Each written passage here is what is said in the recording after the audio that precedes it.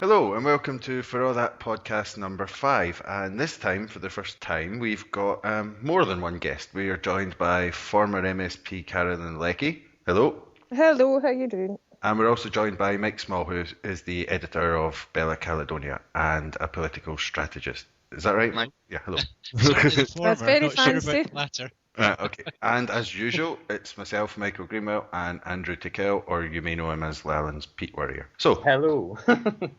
just the first thing I'd like to say is that at some point during today, the two podcasts between them will reach 10,000 listeners. So Excellent. I'd like to thank all of the guests and the listeners and the people who've supported us. So I suppose that includes Carolyn, Andrew, and Mike. So well done, everyone. Hey. Yeah. It's very good. And okay, so the first thing I suppose we should get to is that on Saturday there was the Radical Independence Conference in Glasgow, and a lot of people feel it was a great success. And with us we've got two people who went, and one person certainly who was jealous that he couldn't go, and I think maybe another one as well. So first we'll go to Mike. What did you make of it? How do you think it went? I thought it was amazing. I thought it was really inspiring, actually. And there's kind of all levels in which it was amazing. First was the scale of it. If the No campaign produced an event that had 800 to 900 people at it, this would be all over the papers as a major turning point or event. As it is, the two papers that I've seen covered it. One, The Independent, suggested it was actually a major blow to Salmon's plans, which is hilarious. That's Hamish MacDonald. And I think Scotland on Sunday had something. The Herald had a small paragraph on it. So the scale was really significant. The other thing I think that was really interesting was that there was a coalition of groups. Yes, this was the old left, if you like, but it was also a lot of Greens. And I thought was most exciting was the kind of merging of generations. And it's something that Pat Kane's written about. But there was a huge spread of people there of all ages. And I found that one of the most exciting things about it.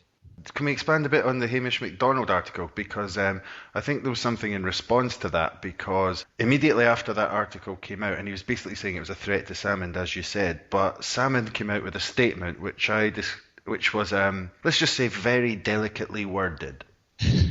Yeah, I mean, I think that's.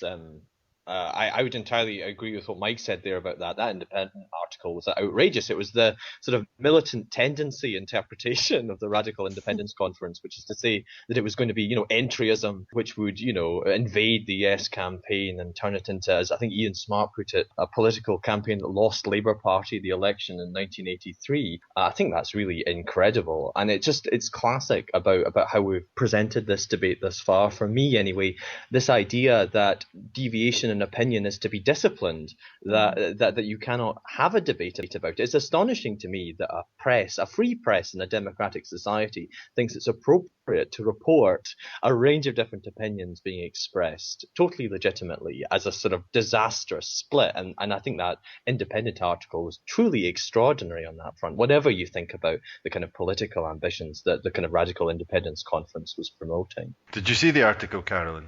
I didn't, but I've seen references to it. I'm really, really busy with uni work at the moment, so I'm afraid I'm actually up to my neck in negotiable instruments at the moment, which is ridiculous. Oh dear, you poor woman. I sympathise profoundly. I know, it's terrible, but I have been watching and listening to people. I had friends who were at it, and I think it sounds really hopeful and optimistic that so many people are looking for debate and discussion and on progressive ideas, no matter what kind of perspective they might be coming from. That's a really good thing, and I would agree with Andrew. And that's something that Women for Independence have been really concerned about. This idea that discussion, disagreement, even lively debate is somehow a bad thing in a democracy. I just think it's ridiculous. And I've also been involved with the Electoral Reform Society, People's Gathering stuff in the round tables, and it's a really strong recurring theme unanimously through everybody that I've been involved in any kind of political discussions, whether it's in Women for Independence or the People's Gathering, that they are absolutely fed up with discussion, discourse, disagreement, debate being throttled by the mainstream parties and the way they work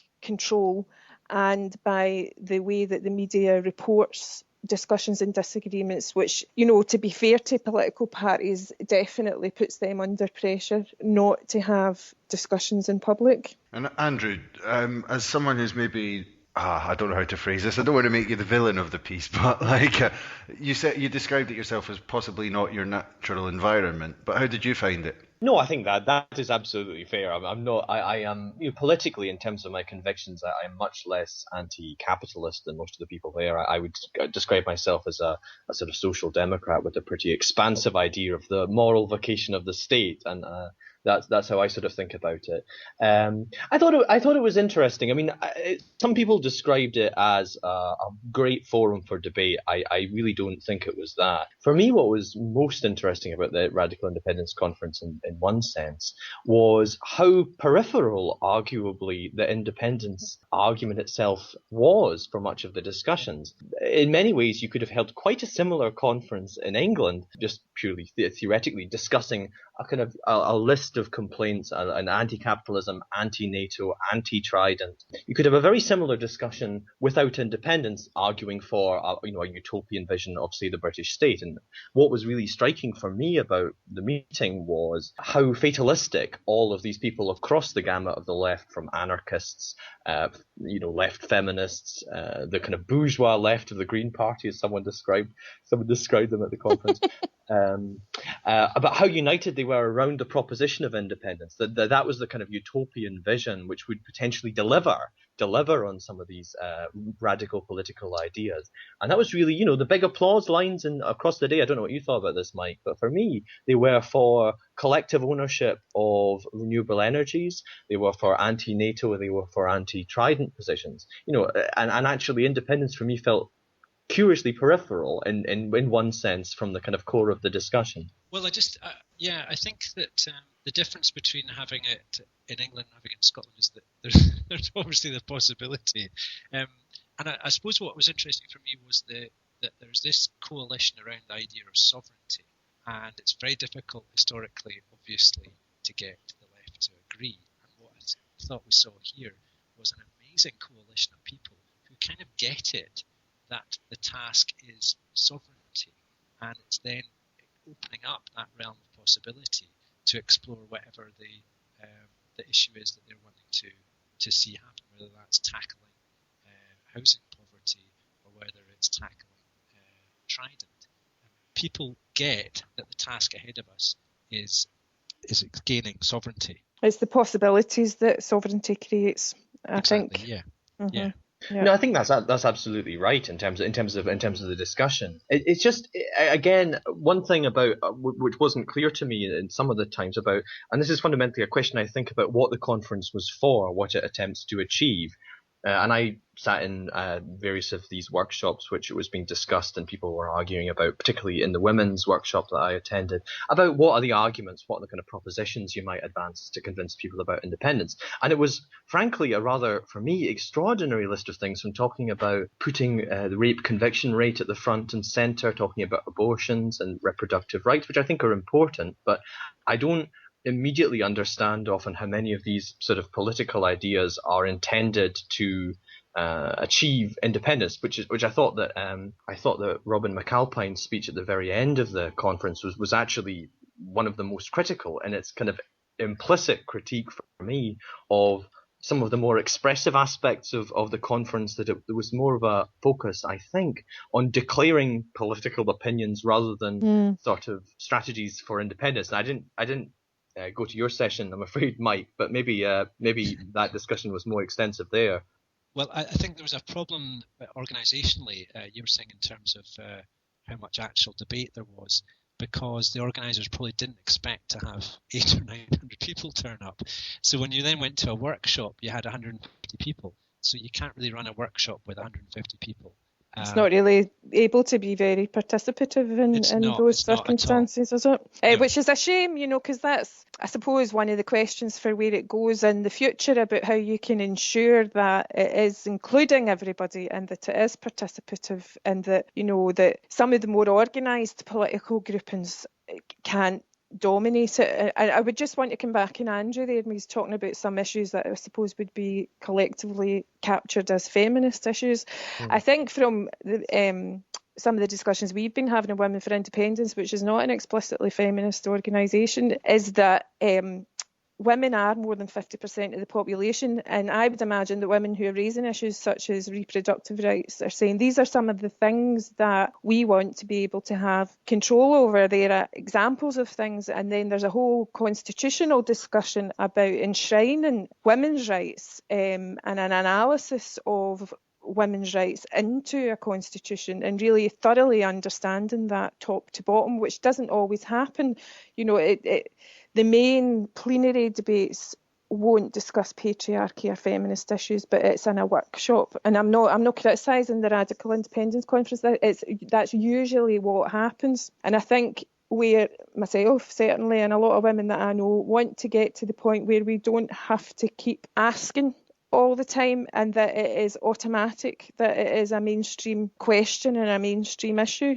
No, I entirely agree with that. That was a point that was made at that workshop, and I think it's entirely right. I mean, I really sympathise an awful lot with this idea that, you know, there were very few men in that room. I was one of, I think, about 6 or 7 that were there. Mm-hmm. And this idea that it's, you know, gender is a thing that only women have, and men just, you know, is I think profoundly negative.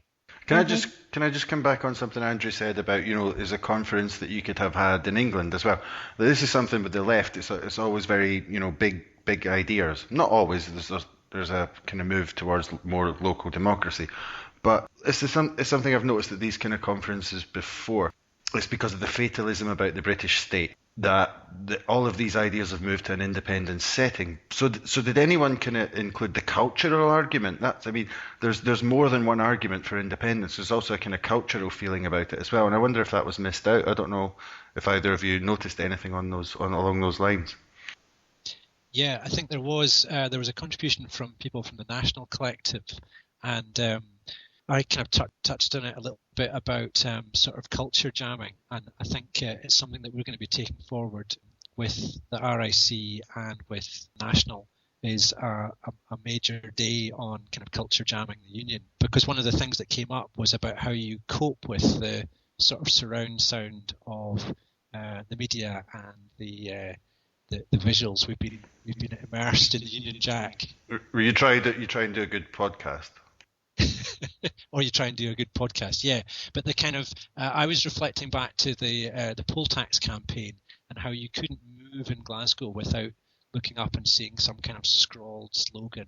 You know, we kind of really retook the streets in terms of the public space, and I think that's something that is going to come out of this conference a lot more. I wonder how much more difficult it'll be. I don't know if that was discussed, because the ability to take over public spaces now has been so badly infringed with privatisation of public space, lack of meeting rooms, more aggressive policing.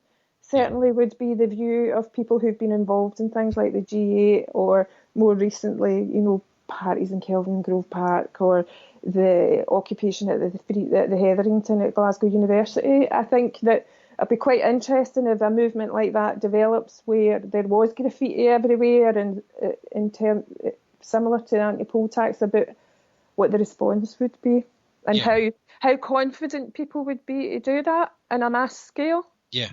Okay. I think it would be quite interesting. Okay. And Mike, so what do you think is the way forward coming out of this conference? Well, I think that the organisers are going to do their best to make use of all that energy. But there is a kind of crucial question. I mean, somebody had mentioned Ian Smart's idea of sort of entryism. I didn't read his blog post, but essentially, yes, is a big invite to do that. It's really just creating those structures and forums. So a crucial question that came out of it was, should the RIC set up their own structures and networks to